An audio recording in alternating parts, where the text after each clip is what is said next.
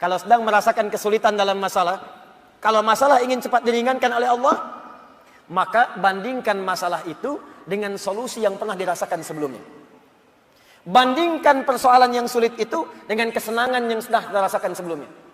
Suami istri sedang punya masalah, malam ini punya persoalan, sampai nggak bicara. Coba duduk dulu baik-baik. Ingat masa-masa senang ke belakang.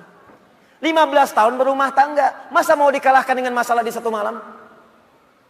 Ingat banyak senangnya atau banyak dukanya. Coba timbang-timbang lagi. Mungkin dengan menghadirkan nostalgia kesenangan itu, yang ini akan terasa ringan. Ma, kenapa malam ini kita mesti cemberut ya? Bukankah kemarin-kemarin kita tertawa? Gara-gara bapak semuanya. Gak apa-apa ma, memang gara-gara papa. Papa terima.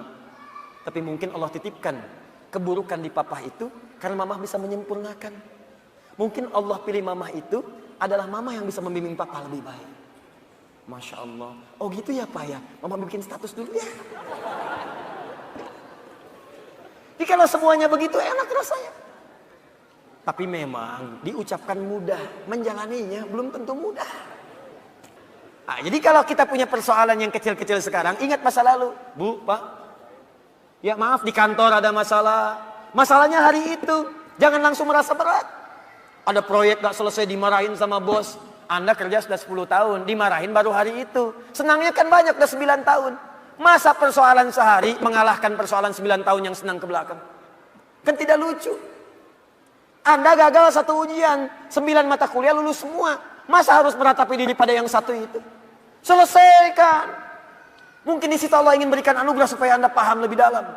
Mungkin disitulah kepakaran Anda supaya belajar lebih dalam lagi. Diangkat kemudian karena pakar itu, di masalah itu. Jadi kalau Anda sedang merasakan kesulitan, ingat masa-masa lalu saat Allah memberikan banyak nikmat dalam kehidupan kita. Jelas sampai di sini?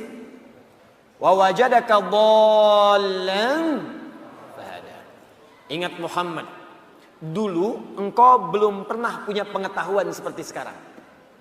Engkau belum dapat bimbingan dari wahyu seperti sekarang. Ini dhallan di sini jangan sembarangan menerjemahkan ya. Di Al-Qur'an itu ada kalimat serupa tapi maknanya bisa beda. Ghairil maghdubi 'alaihim waladdallin.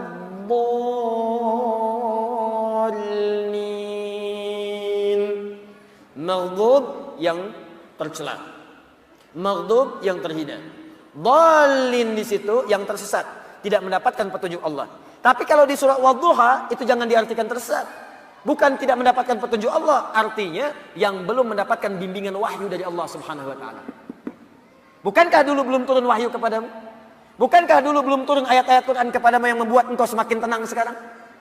Wajadaka dhallan fahada. Muhammad, dulu kamu belum punya pengetahuan, sekarang dapat ilmu.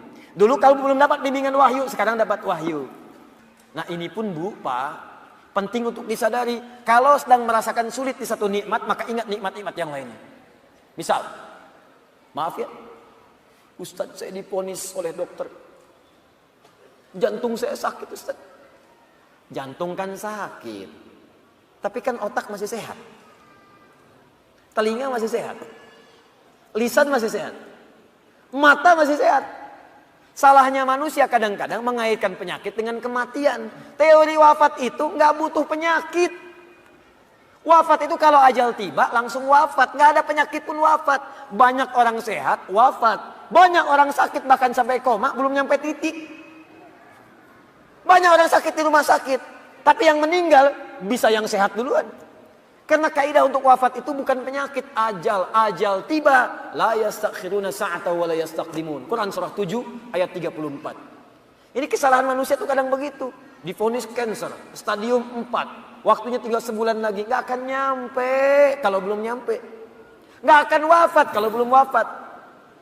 Karena itu kita diajarkan oleh Allah Subhanahu wa taala, hati-hati. Kalau kita mendapatkan merasa kurang di satu nikmat, maka segera evaluasi diri. Barangkali nikmat yang lain lebih banyak yang pernah kita dapatkan. Apakah kita hanya akan jauh dari Allah hanya karena satu yang kita rasakan itu?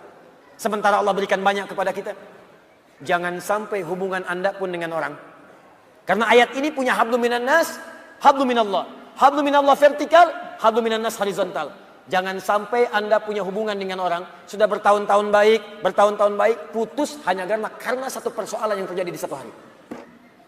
Sering terjadi begitu. Anda nggak sadar, bertahun-tahun berteman, bertahun-tahun berkolega, bertahun-tahun bertetangga, di pemerintahan, di jabatan, di harta benda, di macam-macam. Cuman gara-gara satu persoalan lupa dengan kebaikan yang pernah terjadi di masa-masa lalu. Kalau itu terjadi dalam hidup Anda, maka Anda sedang dikuasai oleh setan. Anda sedang jauh dari Allah. Karena ayatnya mengatakan, orang yang dekat dengan Allah tidak akan dipengaruhi oleh persoalan-persoalan yang tiba seketika, dan dia tidak akan melupakan kebaikan-kebaikan yang pernah terjadi di masa lalu. Lawan dari Allah itu tagut. Tagut terbesar itu setan. Allahu waliyul ladzina amanu yukhrijuhum minadh dhulumati ilan nur wal ladzina kafaru awliya'uhumut taghut. Tagut terbesar setan.